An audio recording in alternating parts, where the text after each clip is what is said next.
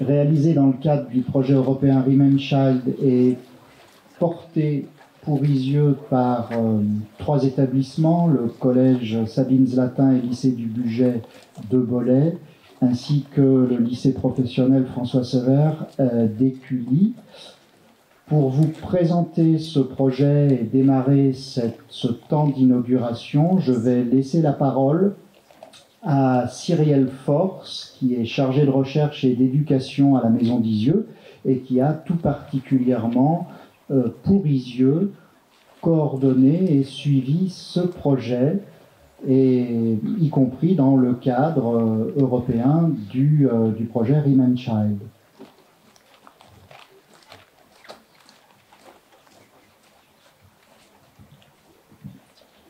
Bonjour à toutes et à tous, c'est avec beaucoup de joie et de fierté que nous dévoilons aujourd'hui à la Maison d'Isieux, en cette veille symbolique du 27 janvier, notre mur contre l'oubli, fruit d'un travail collectif de 3 mois. Cette exposition, qui sera visible jusqu'au 1er novembre 2024, est une des créations majeures du projet européen intitulé Remain Child, dont le but est de retracer et transmettre les parcours, les expériences et les mémoires des enfants en temps de guerre, plus particulièrement pendant la Seconde Guerre mondiale, et ce, partout en Europe. Des élèves italiens, espagnols et français ont créé leurs propres fresques artistiques et mémorielles sur 3 sites différents, la Fondation du Camp de Fossoli en Italie, le Musée de la Paix de Guernica en Espagne et enfin la Maison d'Isieux. Ici, à Isieux, nous avons donc sollicité 3 classes d'établissements scolaires de la région, la classe de 4e 6 du collège Sabine Zlatin à Belay, la classe de l'audace artistique du lycée du Bugey à Belay, et enfin la filière maintenance des véhicules du lycée professionnel François Sévère à Écully. Le projet a officiellement débuté le 14 septembre 2023 lorsque les élèves, leurs professeurs et les artistes sont venus visiter le site. Puis, pendant 3 mois, nous avons accompagné leur processus créatif dans leurs établissements respectifs. Les élèves de la 4e 6, encadrés par leurs professeurs, Madame Di Fabio, Madame Faugère et Madame Kerr, ont réalisé des regards au fusain qu'ils ont encadrés de photos prises à Belay. La classe de l'audace artistique, encadrée par leur professeur, Madame Journeau, et l'artiste photographe et vidéographe, Madame Chloé Collin, ont conçu un reportage photographique sur le château de Gramont dans la commune de Césarieux. Outre le fait qu'il est abrité des enfants de familles républicaines espagnoles, ce lieu, le château de Gramont, a pour point commun avec la Maison d'Isieux d'avoir recueilli des enfants juifs pendant la Seconde Guerre mondiale. Et enfin, les élèves de la filière maintenance des véhicules ont été encadrés par leurs professeurs Madame Dixmeria et Madame Néel, ainsi que l'artiste interdisciplinaire et membre du conseil scientifique de la Maison d'Isieux, Monsieur Roman Procu. Ils ont ainsi créé des objets mémoriels mettant en lien l'histoire des enfants d'Isieux avec la leur. Je tiens tout particulièrement à remercier l'équipe de la Maison d'Isieux pour avoir contribué à la réussite de ce projet, que les élèves, leurs professeurs et les artistes soient tout particulièrement également chaleureusement remerciés et félicités pour leur contribution au travail de mémoire. Merci à toutes et à tous.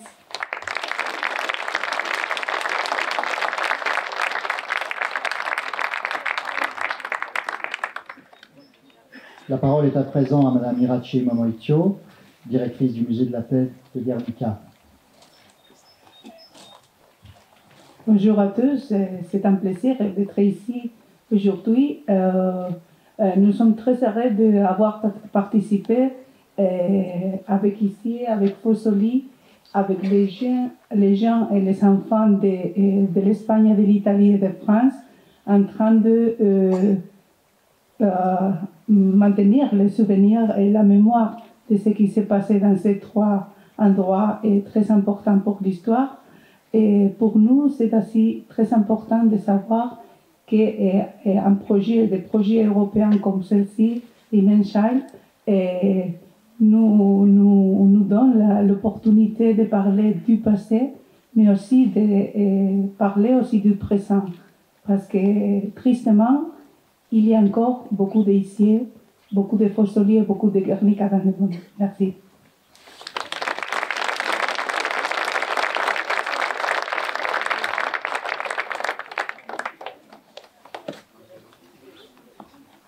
La parole est à M. Cyril Mangin, principal du collège Sabine Zlatin de Belley.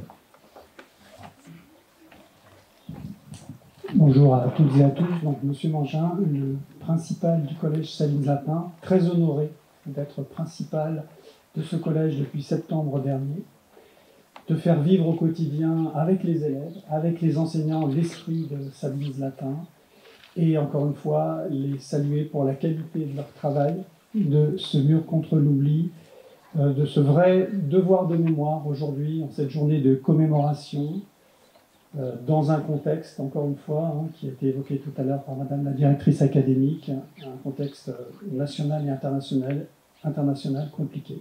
Voilà. Félicitations encore à leur travail.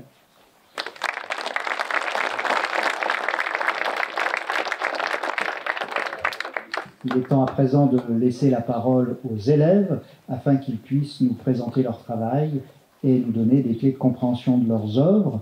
Nous allons tout d'abord entendre des élèves du collège Sabine Zlatin de Belley. À vous.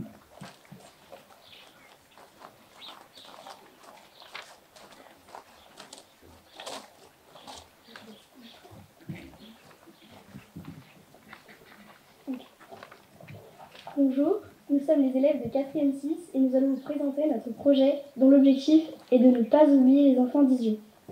Madame Di Fabio nous a raconté l'histoire des Juifs pendant la Seconde Guerre mondiale.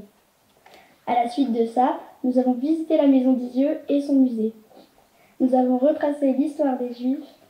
Nous avons été très touchés par cette visite. En parallèle, avec Madame Faugère, nous avons fait une fresque formée par plusieurs yeux dessinés au fusain. Tout le monde était très impliqué dans ce travail. Nous ne connaissions pas la technique du fusain et nous avons appris à le travailler. On a pris conscience de l'évolution de la place des enfants dans l'histoire.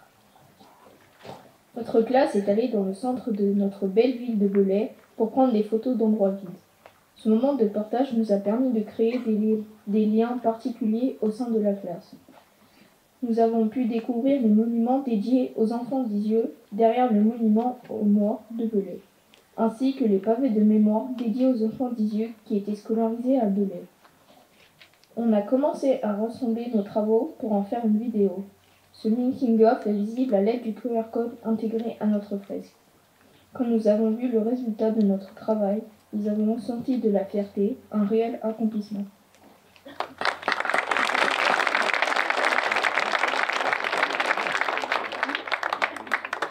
Ainsi, le projet prend tout son sens. Così il progetto ha pienamente senso. Mettre en avant les enfants pour ne pas les oublier. Mettere al primo posto i bambini per non dimenticarli. Pour prendre conscience de leurs souffrances et pour qu'ils soient considérés comme des composantes à part entière de notre humanité. Prendere coscienza della loro sofferenza e che siano considerati come delle componenti a pieno titolo della nostra umanità.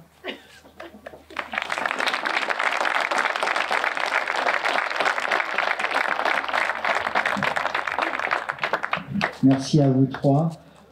Pour le lycée professionnel, donc Françoise Sévère d'Écully, je crois qu'il y a 2 élèves qui vont prendre la parole et ils vont être accompagnés de Roman Croc, donc l'artiste qui a travaillé avec eux et qui, par ailleurs, est membre du conseil scientifique de la maison d'Isieux. Je lui laisse la parole. Merci beaucoup. J'aimerais bien m'adresser à tous les jeunes qui sont là aujourd'hui sur ce site historique. Merci à vous, étant allemand, et de pouvoir être avec vous aujourd'hui sur ce site historique. Pour moi, ça a beaucoup de poids. En écoutant mes élèves, en expliquant la création, mais aussi en écoutant un peu vos travaux, il y a souvent les mots rendre hommage aux enfants des yeux, faire quelque chose contre l'oubli. Et finalement, oui, qu'est-ce que c'est vraiment en concret? On sait très bien, certes, surtout on ne fait pas l'hommage avec un discours comme celui que je suis en train de faire, sans juste des mots. Donc c'est quoi? Je pense rendre hommage, il y a des milliers de réponses. Et c'est aussi par cette diversité des réponses que c'est une vraie richesse. J'aimerais avec vous, donc tous les jeunes, partager juste mon idée tout humble par rapport à ça. Faire hommage aux enfants d'Isieux. Vous tous, vous étiez enfants il y a pas beaucoup d'années. Moi, je serai enfant toute ma vie parce que c'est la seule manière de survivre comme artiste dans notre société. Tous les adultes qui sont ici aujourd'hui, ils portent en lui et en elle un enfant plus ou moins bien soigné. Donc, ma réponse, c'est quoi? Faire l'hommage. Donc, vous les jeunes, une chose est garantie. Dans votre vie, à partir d'aujourd'hui, il y aura un moment, vous serez peut-être adulte, vous allez entendre ou voir un enfant qui est en difficulté. Peut-être c'est votre enfant, peut-être c'est l'enfant de vos voisins, peut-être des gens que vous connaissez, peut-être des gens que vous n'aimez pas, peut-être un enfant que vous ne connaissez pas du tout. Et donc, si on dit toujours, on fait la mémoire pour que quelque chose comme ça ne se passe plus jamais, on sait tous, maintenant dans ce moment, dans le monde, il y a des milliers d'enfants qui sont abusés, qui souffrent des violences, qui sont assassinés. Donc, et si on regarde l'histoire, même en étant vraiment profondément optimiste, on sait que ça ne va pas changer. Mais une chose, chacun de nous peut faire, on peut décider sur quel côté de l'histoire on veut être. Donc vous les jeunes, dans cette situation dans l'avenir, peut-être quelques années d'ici, quand il y aura un enfant, ça sera le moment où vous pourrez décider. On a toujours beaucoup à faire, on est toujours pressé, on a toujours à gérer notre propre problème. Donc qu'est-ce que vous allez faire dans cette situation? Et ça sera à chacun de vous de faire et de prendre la réponse. Mais moi, j'imagine toujours que si les enfants des yeux pourraient dire, ça veut dire quoi faire leur hommage? Ils vont même leur dire, oui, bien sûr, c'est chouette si vous vous rappelez de mon nom et tout ça. Mais finalement, ce qui sera beaucoup plus précieux pour vous et pour nous, pour notre société, c'est que dans ces moments-là, vous passez à l'acte. Vous ne faites pas juste un discours comme moi je suis en train de faire. Merci à tous les enseignants qui sont là aujourd'hui. Je sais que vous êtes à l'ombre aujourd'hui, en retrait. C'est la scène pour vos élèves. J'aimerais bien vous remercier. J'ai une sœur qui est enseignante elle-même. J'interviens souvent dans les établissements dont je sais que la réalité, le quotidien des enseignants, c'est difficile. Et de s'engager dans un tel projet, ça vous prend beaucoup. Et, avec tout respect pour la politique ne vous rend pas nécessairement facile votre quotidien. Donc si vous êtes là aujourd'hui, ça veut dire que vous avez pris du extra temps. Il y a très peu de gens qui vont vous remercier pour ça. J'aimerais vraiment bien vous exprimer mes profonds remerciements. Merci à tous les personnels et au Mémorial des Yeux. Je le dis aussi parce que pas tous les mémoriaux, ils ont une culture comme ça. On voit beaucoup des œuvres d'art. Et ça veut dire quoi si on laisse les enfants, les jeunes faire de l'art? Ça veut dire qu'on perd un peu le contrôle, nous les adultes. Ils font quelque chose, ou on entend quelque chose, on ne sait pas avant ce qui va se passer. Donc j'admire beaucoup cette éthique et cet esprit que ce mémorial il fait, et ce qui est aussi une sorte d'hommage aux enfants des yeux. Et je finis, avant que je donne la parole à Paolo et à Bilal pour présenter leurs œuvres, de dire merci aux élèves avec lesquels moi j'ai travaillé.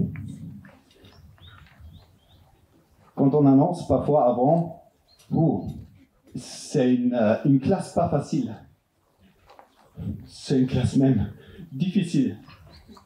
Moi, je me réjouis beaucoup. Je sais que moi, je n'étais pas un enfant et un élève facile, Et je pense, nous, les adultes, on oublie parfois que, oui, on était parfois aussi assez chiants. Et notre société a besoin aussi de ces paroles-là. Donc, je vous remercie pour tout ce que vous m'aviez appris. Et donc là, je dis juste quelques mots pour que vous compreniez un peu les œuvres que vous allez voir. Donc, dans mes ateliers, je ne leur ai pas dit quoi créer, ni la forme, ni le message. Donc, ça explique aussi la diversité des œuvres. Donc, c'est à eux de le trouver.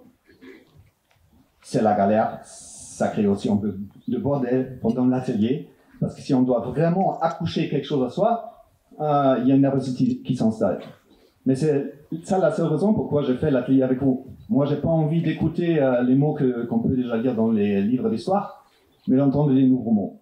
Et votre œuvre, ils ont une gueule, et ils ont des mots que j'ai jamais entendus avant. Donc, merci à vous. Donc, c'est drôle.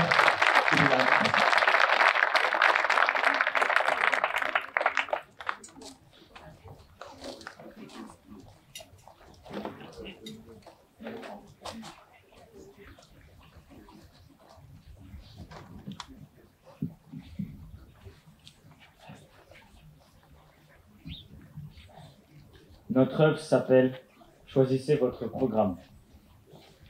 L'idée est partie d'une petite télécommande, mais nous avons décidé d'en créer une beaucoup plus grande en carton. Pour rendre hommage à tous les enfants en difficulté, les enfants d'hier et les enfants d'aujourd'hui. En noir et blanc, on représente les enfants d'hier. Chaque bouton représente l'histoire d'un enfant d'Isieux. Chaque fois qu'on appuie sur un bouton, il y a une lettre qui apparaît sur l'écran. Il y a un bouton spécial en couleur. Il représente les enfants d'aujourd'hui qui souffrent de harcèlement scolaire, des problèmes familiaux, des bombardements. Le dessin sur ce bouton était fait par un enfant d'Isieux sur lequel on les voit jouer entre eux. Il faut se rappeler qu'il y avait quand même des moments de joie. Ça me faisait penser à un jeu collectif entre nous. Pendant notre visite à Isieux, Roman nous avait lancé le défi de collectionner des objets pour notre buffet de matériel artistique. C'est à cette occasion que nous avons rencontré M. Perchicoz, le voisin qui habite directement derrière le mémorial. Il nous a donné ce marteau qui appartenait à son grand-père, qui était fermé et qui vivait déjà dans la même maison en 1944. On peut lire dans cette lettre des enfants qui les emmenaient à la ferme pour voir les animaux et leur donner des tartines de miel. On a pris le marteau et tapé sur l'écran. Avec ça, on veut montrer que les lettres des enfants nous ont frappés émotionnellement. Le marteau représente nos émotions. Sur notre écran, vous voyez une balle de tennis coupée en deux. On l'a trouvée dans le verger derrière la maison d'Isieux, plus précisément dans l'ancien bassin de poissons. Cette balle représente l'amusement. L'amusement qu'on a pu avoir dans les années 40, quand les enfants vivaient comme dans les années 2000, dans laquelle on vit et on s'amuse à notre tour. Sur les côtés de la télécommande, vous voyez des morceaux de frottage qu'on a fait sur les plaques de mémoire à Isieux, excusez-moi. On les a découpés, mélangés et rassemblés pour former des nouvelles phrases.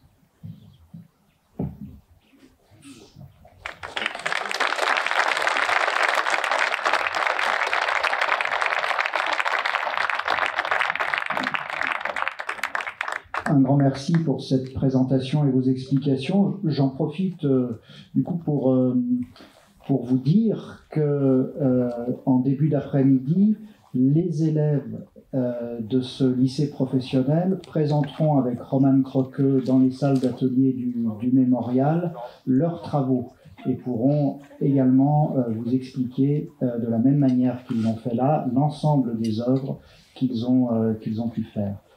Pour terminer ces présentations, j'appelle donc des élèves de la classe Auberce artistique du lycée du Bugey de Belay.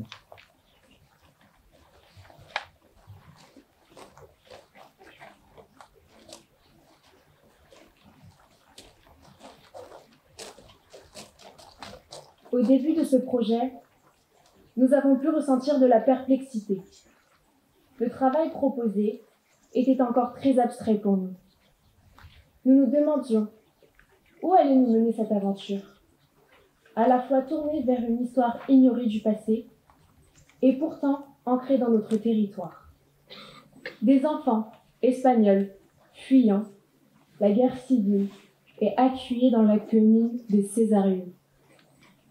Nous n'en avions jamais entendu parler. Des enfants juifs réfugiés dans l'Ain, accueillis dans un autre territoire que la colonie d'Isieux. Nous n'en avions jamais entendu parler. Mettre en image, par le média de la photographie, l'invisible d'une histoire qui n'a laissé que peu de traces. C'était un défi difficile pour nous, qui nous a d'abord laissés dubitatifs.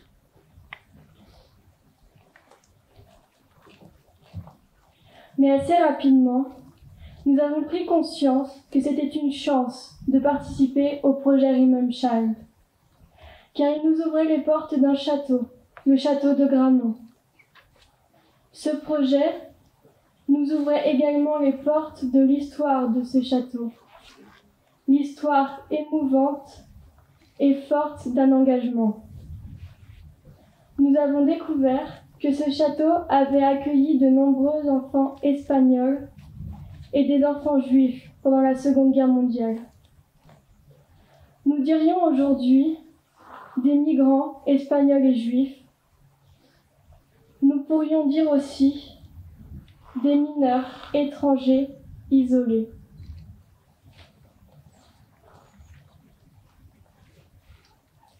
Ces enfants ont dû fuir leur pays, certains avec leurs parents, d'autres séparés de leur famille.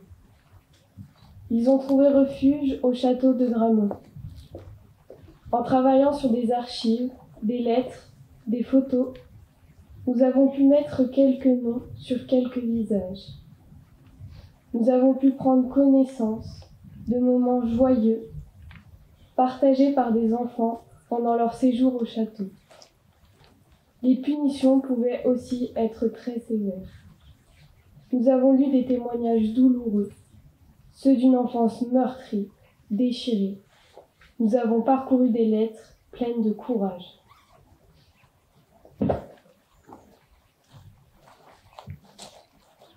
Ce projet a été pour nous une chance, car il nous a permis d'explorer une histoire poignante et méconnue.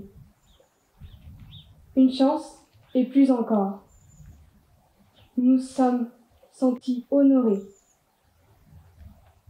car ce projet a fait de nous des acteurs à part entière d'un travail de mémoire.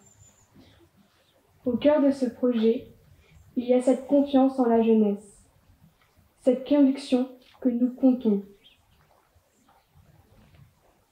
dans la construction du monde et de l'avenir.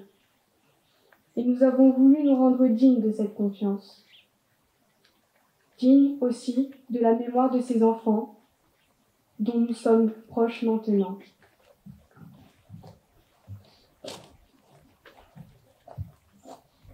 Il est important de dire aussi que ce projet a développé en nous une compréhension plus étendue du monde, des humains et de nous-mêmes. Nous avons compris que tout peut basculer très vite.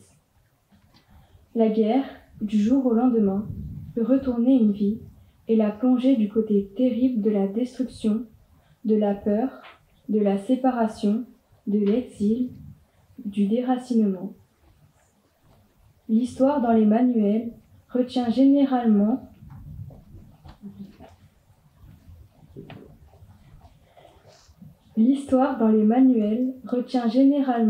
les noms des dirigeants. Mais combien d'enfants sont les grands oubliés de ces désastres initiés par les hommes? Combien d'enfants sont avalés dans les marges blanches des livres d'histoire? Combien d'enfants, victimes de la guerre en Ukraine, du conflit israélo-palestinien, sont déjà les grands oubliés d'une histoire pourtant actuelle? Ce projet nous a fait prendre conscience que des tragédies sécrètent sans relâche du malheur et de la douleur dans l'histoire humaine. L'intolérance et le racisme rejaillissent régulièrement et manifestent même aujourd'hui à découvert dans nos rues. Mais notre travail nous a révélé que dans le même temps, il est une force toujours active, jamais détruite. Et cette force, c'est l'humanité. Dans toutes les circonstances, des personnes bonnes, généreuses, courageuses se portent au secours des plus démunis.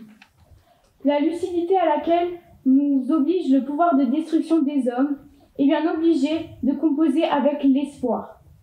Il n'y a pas beaucoup... Et construire la mémoire, c'est fabriquer de l'espoir. Il n'y a pas beaucoup de différence entre la médecine et la mémoire. Une mémoire solide, vivante, favorise un processus de guérison. Elle fait autant que possible réparation. Ce mur contre l'oubli, c'est un barrage contre la maladie de l'indifférence et contre la contagion de l'ignorance. C'est le résultat d'un acte de résistance contre la haine qui ronge les esprits et arme les corps. Et l'art est devenu pour nous l'allié essentiel de la mémoire. Il a le pouvoir de réunir, de questionner, de faire émerger de nouvelles façons de regarder autour de nous et en nous. Il peut exprimer l'effacement et la réapparition. Il a cette puissance de sauver de cette mort ultime qui est le néant de l'oubli. L'art est devenu pour nous ce fil rouge qui nous retient dans l'humanité.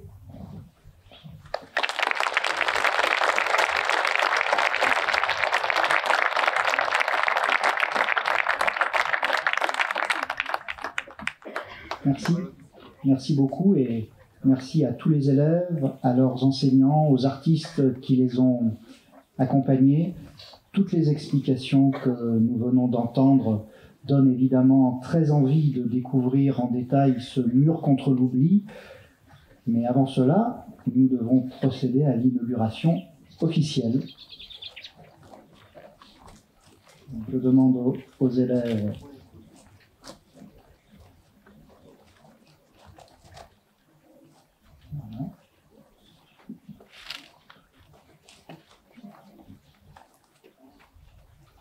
Voilà. Madame Brenner, Monsieur Philippe pour la découpe du ruban. Madame Mamoicho.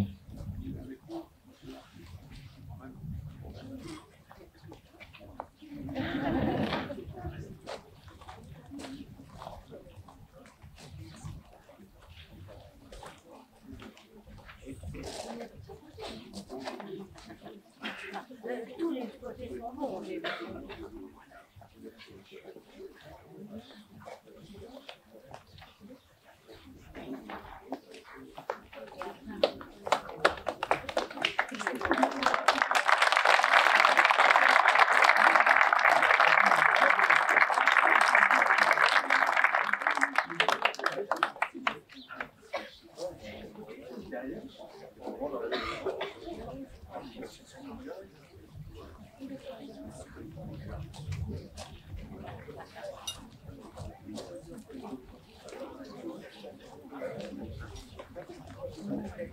Très bien, merci à toutes, merci à tous. L'exposition, ce mur contre l'oubli, est désormais ouvert à la visite.